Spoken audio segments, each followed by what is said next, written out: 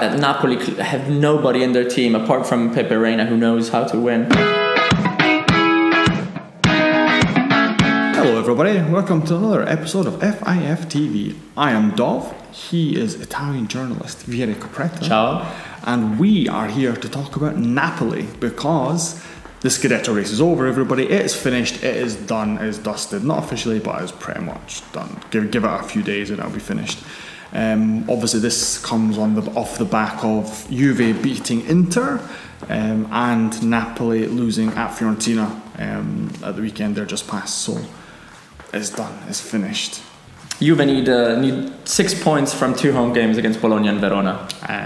Are they not going to get 6 points? Verona will be relegated by then, and Bologna have nothing to play for, so it's finished. Juve obviously have done their job. They've been great overall. I mean, they've been Juve. What's gone wrong for Napoli though? Well, like for me, I was looking at this out on Sunday. When I was at the Frankie, and I was just like, oh man, this is rubbish. There's a clear kind of line you can draw in the fixtures of when everything went wrong for Napoli and and when I think they actually lost it in their heads.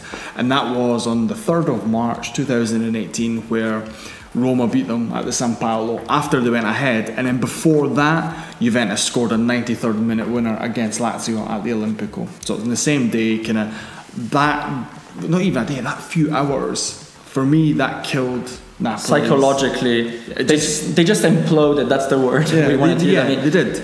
And if you look at the games after that, you had like Sassuolo draw, Inter draw, Milan draw. They beat Chievo at the San Paolo, like 2 late goals, like stoppage time goals. Chievo. 1 goal against Genoa. I mean, you could I think they had a game against Udinese, but they went behind in that game as well. The only big win is against Juventus, and even that came in the final minutes. Exactly. So you can deservedly, but it's still a late winner.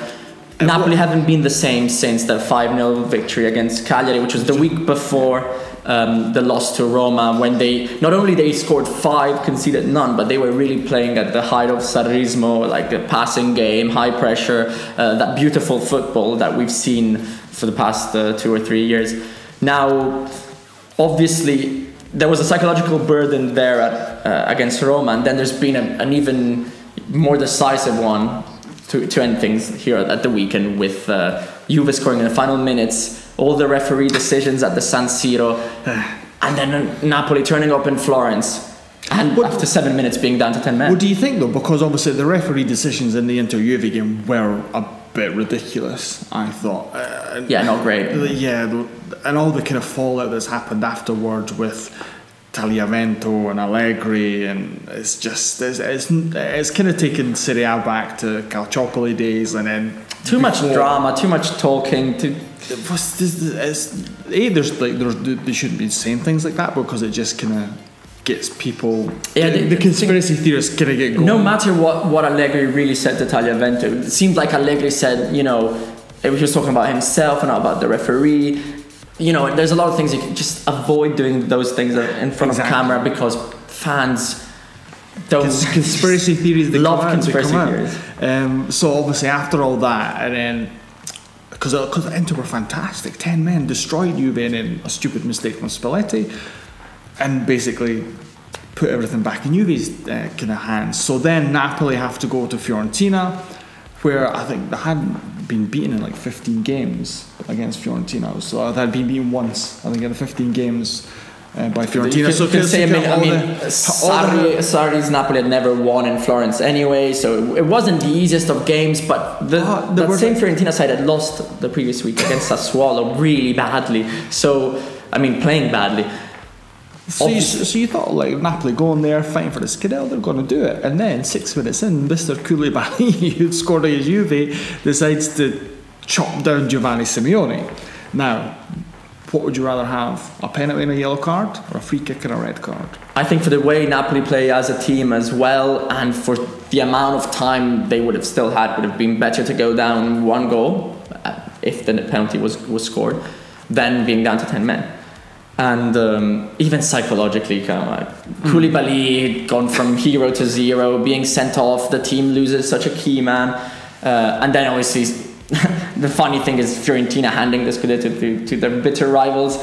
they had probably the best game of the season. For Simeone, certainly. He's Yeah, loving it. but Fiorentina as a whole had plenty of chances. They were really... At no point in the game did you think Napoli were going to score. At no point in that game did you think Napoli were going to score. And I think that kind of leads on from the kind of implosion thing. I mean, like, why do you think they've imploded that way? I mean, obviously, the main thing is they can't deal with the pressure, and that's clear. Compared to Juve, who know how to win. And that's something, in the same way Juve struggle and implode in the Champions League, they have the same kind of pressure. You see that, almost see that in their faces, you know, like Juve don't give up, Juve are there, always knowing kind of how to deal with the moments in which they struggled. They lost to Napoli and then turned up to the San Siro and won. Napoli celebrated the whole week, like the city, the people, the fans. It's that kind of passion, but it also adds extra pressure. And then obviously I think in terms of technical and tactical terms, look, the whole rotation thing with Sarri, it's taking a bit too far, like always playing the same players. We had a look at the minutes played from the Juve and Napoli players this season, and at the top 11 are all Napoli players apart from Gonzalo Higuain, and essentially it's the Napoli starting lineup, and they've all apart played from the left back. Well, and that he would have been there as well. Gulam would have been in that if he wasn't injured, and they've all played about 3,000 minutes. Whereas Higuain's got maybe like 2,500, and he's the most for Juve. They're all playing the whole time, which has positives are, they know each other. They play Sarri's game perfectly, but mentally and physically, you do struggle with you can't fatigue. Because that's just in Serie A. But then if you take in Coppa Italia, Europa League, but they and the kind of Champions League, moved out of any cup competition. And then what does that do to your mentality? Because you said in previous videos we've done that it was a stupid decision for him to just give up. I'm still convinced. Because I feel like it's like, kind of think that thing when you've got a team that's always winning things, if they keep winning games and keep going for trophies, then that kind of like gives them momentum for other competitions. Just look at the teams that have won the Europa League, like Sevilla, Atletico Madrid. Yeah, it's silverware. It's a European trophy. I think if say at this stage Napoli were in the semi-finals of the Europa League, for example, they could, and at this point in the Scudetto race, so out of it, they could have given their everything to try and win that kind of trophy. That's why I think it was a stupid decision. And in the end, it didn't even work out to win the Scudetto, so it's 2 times done. But, I clearly Sarri and his staff had made calculations to see if, he could get the best out of this squad for just the Scudetto race. Yeah, but do you think then that Napoli's failings essentially have come down to a thin squad? They can't compete with Juve in terms of... Is it just a thin squad, or is it Sarri not using all his players? Because it's a bit of both. But it could be the thin squad, and then Sarri doesn't trust some of the guys lower down the pecking order to get the results, and therefore that forces him into always choosing his best 11, and then that leads to mental fatigue and physical fatigue, and then that leads to no Scudetto and no trophies.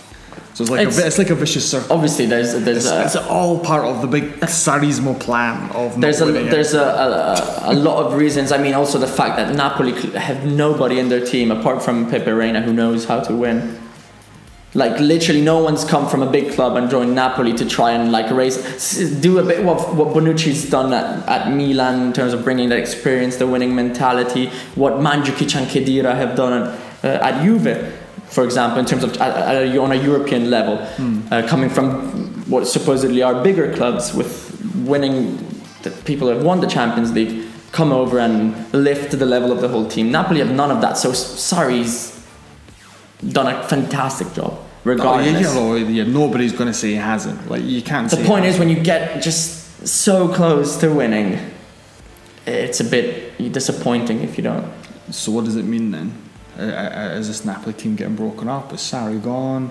Because I think the most interesting thing that came from the weekend, obviously all the referee rubbish, but his comments afterwards when he said that if you impoverish the system, then you will eventually impoverish the rich as well. So essentially saying that because Juve win it all the time, it's going to make the league poor, and if you make the league poor, Juve will then become... So look at the Premier League, for example. I mean, nobody's won it twice in a row in the past decade. Yeah. Which is amazing. It makes it so much more interesting. Well, yeah, and they can market that as anybody, especially you were talking about Leicester. Leicester before. City, well, it's 2 years ago. Anybody can win it, and it could be anybody, whereas in Serie A, you don't get that. You're not going to get Chievo could win Serie A as much as it would be the greatest thing ever. It's not, look at who's won it in the past decade in the same time as in the Premier League. Nobody's won it twice in a row in Serie A. We've had Inter, Milan, Juve. So, I mean, and despite that, we've had one of the best seasons. Yeah, we've had an actual Scudetto race, a proper one. It's gone down to like the last. Theoretically, it's still alive. 3 games left, which is great. Champions League race, Europa League race, relegation battles still going on. Yeah, I think that's probably the best thing to look at right now. The relegation battles. And it's been a fantastic season. However, come August, when you look at the list of winners in Serie A and it says Juve on it, again, people will look at that. Like, your casual fan looks at that and just goes, what's the point in watching that league? Juve will win it. And what we try and do, and what I think Serie A wants to do, is to have more people around the world watching it as well, because that gets interest, that gets fans, gets merchandise, gets money, better TV rights, buy better players. It's all a lovely circle. Yeah. And if you've got one team doing that, like Sarri mentioned, it just kind of brings the whole thing down. It's like, what's the point? Well, exactly. So keep following Serie A. Yeah, we're still going to do it. We're not going to not do it. Like, I'm not saying, what's the point? We're going to give up because Juve win it again. If they win it, they deserve to win it. But other teams need to start stepping up to the plate. 100%. So there you go. So what do you think? What happened with Napoli? Where do you think it went wrong? Leave a comment. Let us know what you think about it. And until the next video, which will be available very, very soon, there's nothing left for me to say apart from arrivederci. Ciao, ciao.